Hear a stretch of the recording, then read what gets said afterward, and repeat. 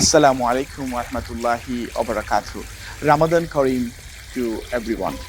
আপনারা জানেন যে রামাদান মাস আসার সাথে সাথে আমাদের মধ্যে এক ধরনের ভালো লাগা, আনন্দের সৃষ্টি হয়। কারণ এই রামাদান মাস যেন আল্লাহ আমাদের জন্য একটি আশীর্বাদ স্বরূপ প্রেরণ করেছেন। আর এই রামাদান মাস আসলেই একটি প্রশান্তির বাতাস আমরা পাই। সুবহানাল্লাহ। এই রামাদান মাসে এই পর্যায়ে এই সময়ে আমরা আপনাদেরকে নিয়ে এসেছি ইউরোপের অন্যতম একটি মসজিদ, ক্যামব্রিজের ইকো মসজিদে। এই মসজিদে এবার 4টি দেশের প্রখ্যাত 4জন হাফেজ এই তারাবির নামাজ পড়াবেন, সুবহানাল্লাহ। এবং তাদের সুমধুর কণ্ঠে আজকের এই তারাবির নামাজে প্রথম জামাত অনুষ্ঠিত হচ্ছে।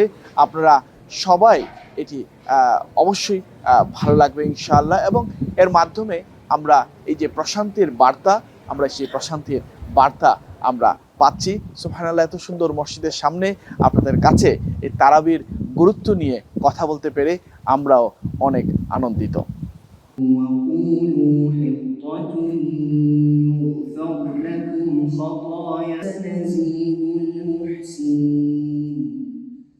فبدل الذين ظلموا قولا غير الذي قيل لهم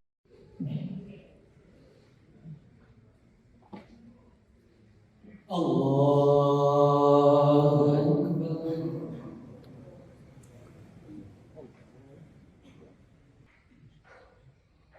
الحمد لله رب العالمين الرحمن الرحيم مالك يوم الدين إياك نعبد وإياك. صلاة التراويح.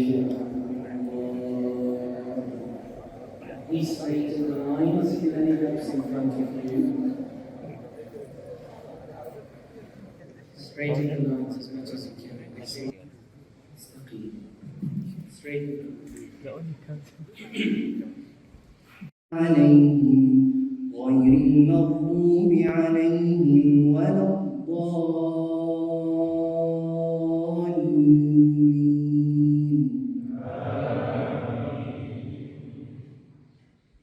سابقهم فقلنا اضرب بعصاك الحجر فانفجرت منه اثنتا عشرة عينا قد علم كل أناس مشربهم كلوا واشربوا من رزق الله ولا تعثوا في الأرض مفسدين